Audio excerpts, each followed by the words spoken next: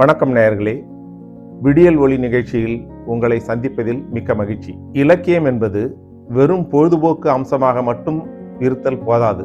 அது வாசிப்பவர்களுக்கும் சமுதாயத்திற்கும் ஒரு செய்தியை கொடுப்பதாகவும் படிப்பினையை தருவதாகவும் அமைய வேண்டும்.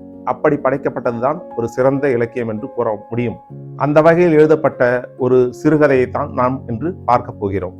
20ஆம் நூற்றாண்டின் தலை சிறந்த எழுத்தாளரான சாமர்செட் மாம் என்கின்ற ஆங்கில எழுத்தாளர் எழுதிய த வெர்ஜர் என்கின்ற சிறுகதைத்தான் நாம் இப்போது பார்க்க போகிறோம். வெர்ஜர் என்பவர் கிறித்தவ ஆலயத்தில் பணிபுரியும் பாதிரியாரின் உதவியாளர். தமிழில் வெர்ஜர் என்பதற்கு பொருள் கோயில் குட்டியார் என்பதாகும். எட்வர்ட் ஆல்பர்ட் ஃபோர்மன் லண்டனில் உள்ள நெவில் சதுக்கத்தில் செயின்ட் பீட்டர்ஸ் சர்ச்சில் பணிபுரிந்து வந்த ஒரு கோயில் குட்டியார். கடந்த 16 ஆண்டுகளாக தன் சிறு வயது முதலே அந்த சர்ச்சில் தன் பணியை மிகவும் சிறப்பாகவும் பெருமையோடும் செய்து வந்த ஒரு கோயில் குட்டியார் அவர். தன் திருப்பணிகளை மிகவும் பெருமையோடும் அமைதியோடும் அழகாகவும் செய்து வந்தார் எட்வர்டு. கோயிலுக்கு வரும் ஒவ்வொருவரும் அவனை பாராட்டும் அளவுக்கு மிகவும் சிறப்பாக பூஜைகளை நடத்தி வந்தார். கோயிலில் தர்மகர்த்தாக்களும் பாதிரியாரும் இருந்தபோதும் அனைவரும் எட்வர்டை பற்றி தான் அதிகமாக பெருமையாக பேசுவார்கள். கோயிலையே தன் இல்லமாக கருதிய ஒரு நல்ல மனிதர் எட்வர்டு. எல்லோராலும் நேசிக்கப்பட்ட எட்வர்டுக்கு திடீரென்று ஒரு சோதனை காலம் வந்தது. அந்த சர்ச்சில் இருந்த பழைய பாதிரியார் மாற்றலாகி வேறு ஊருக்கு சென்று விட்டார். இப்போது புதிய பாதிரியார் அங்கு வந்திருந்தார். அந்த புதிய பாதிரியாருக்கு எட்வர்டை சற்றும் பிடிக்கவில்லை. காரணம், எட்வர்டுக்கு எழுத படிக்க தெரியாது என்பதை அவர் அறிந்து கொண்டார். ஒரு நாள் அந்த பாதிரியார் எட்வர்டை அழைத்து, எட்வர்ட், உங்களுக்கு எழுத படிக்கவே தெரியாதா? இது நகரத்தின் முக்கியமான ஒரு சர்ச். இதில் படித்தவர்களும் பெரும் பணக்காரர்களும் வருவார்கள். இங்கு நீ பணியாற்ற வேண்டும் என்றால் நீ படித்திருக்க வேண்டும். குறைந்தபட்சம் எழுத படிக்கவாக தெரிந்திருக்க வேண்டும். உனக்கு 3 மாத அவகாசம் தருகிறேன். அதற்குள் எழுத படிக்க கற்றுக்கொள். அப்படி இல்லை என்றால் நீ உன் வேலையை இழக்க வேண்டி வரும் என்று கூறிவிட்டார். புதிய பாதிரியார் சொன்ன வார்த்தைகள் எட்வர்டின் தலையில் பேரிடியாக இறங்கியது. இனிமேல் தன்னால் எழுத படிக்க முடியுமா என்ற ஐயம் தனக்குள்ளே எழுந்தது. மனம் சோர்ந்த அவன் அன்று மாலை தன் கடமைகளை முடித்துவிட்டு சர்ச் கதையை மூடிவிட்டு நடக்க தொடங்கினான். மன குழப்பத்திலும் குலைச்சலிலும் இருந்த அவன் தான் எப்போதும் போகும் பாதையை விட்டு விலகி வேறு ஒரு தெரு வழியாக நடக்க தொடங்கினான். எட்வர்டுக்கு பெரிதாக குடிப்பழக்கமோ சிகரெட் பழக்கமோ கிடையாது. எப்போதாவது மனம் தளர்ந்தால் ஒரு சிகரெட் பிடிப்பான். அப்படி அவன் இன்று சிகரெட் பிடிக்க விரும்பினான். தன் பாக்கெட்டை தொட்டு பார்த்தான். பாக்கெட்டில் ஒரு சிகரெட்டும் இல்லை. உடனே அந்த தெருவில் ஏதாவது சிகரெட் விற்கும் கடை இருக்கிறதா என்று தேடி பார்த்தான். 1 கிலோமீட்டருக்கு நடந்த போதும் ஒரு கடையும் அந்த தெருவில் இல்லை. பக்கத்து தெருவிலும் தேடி பார்த்தான். அங்கும் ஒரு சிகரெட் கடை இல்லை. இதை பார்த்த உடனே எட்வர்டின் மனதில் ஒரு எண்ணம் தோன்றியது. இவ்வளவு பெரிய தெருவில் சின்ன சிகரெட் கடை கூட இல்லையா? நம்மை போல் எத்தனை பேர் சிகரெட் பிடிக்க சிகரெட் கடையை தேடிக்கொண்டிருந்திருப்பார்கள். ஆனால் இங்கே ஒரு கடைகள் கூட இல்லையே என்று நினைத்தான். இதை பார்த்த உடனே எட்வர்ட் மனதில் ஒரு எண்ணம் தோன்றியது. தன்னை போல் சிகரெட் கடையை தேடும் பல பேர் நாட்டில் இருப்பார்கள். ஆனால் இங்கே ஒரு கடை கூட இல்லையே. இந்த இடத்தில், இந்த தெருவில் நாம் ஏன் ஒரு பெட்டி கடையை ஆரம்பிக்க கூடாது என்று எட்வர்ட் நினைத்தான். தான் வீட்டிற்கு சென்றதும் தன் மனைவியிடம் இதை பற்றி கலந்து ஆலோசித்தான். ஆனால் அவன் மனைவியோ, உயர்ந்த தேவாலயத்தில் பணிபுரியும் நீங்கள் பெட்டி கடை ஆரம்பித்தால் உங்கள் பெருமை குறைந்துவிடும், அது கேவலம் என்று அச்சுறுத்தினாள். மறுநாள் எட்வர்ட் தன் பணி முடித்து திரும்பி வருகையில் அவன் வந்த தெருவில் ஒரு கடை காலியாக இருந்தது.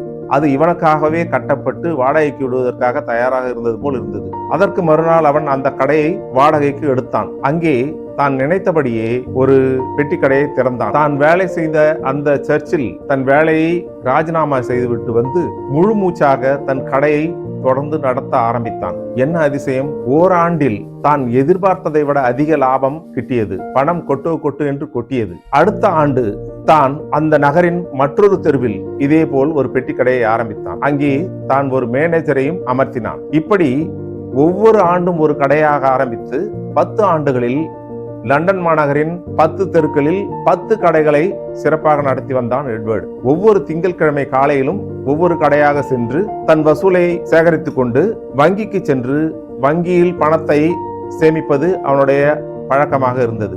அப்படி ஒரு நாள் அவன் தன் வங்கி கணக்கில் பணம் போட சென்றிருந்த போது அந்த வங்கியின் காசாளர் அவனிடம் வந்து, எட்வர்ட், உங்களை மேனேஜர் சந்திக்க விரும்புகிறார், சந்திக்க முடியுமா என்று கூறினான். உடனே எட்வர்ட் மேனேஜர் அறைக்குள் சென்றான்.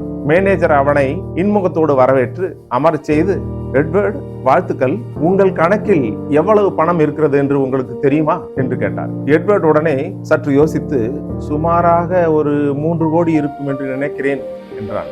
மேனேஜர் சற்றே புன்னகைத்தவாறு, உங்கள் கணக்கில் 30 கோடிக்கு மேல் பணம் இருக்கிறது. இது பெருந்தொகை.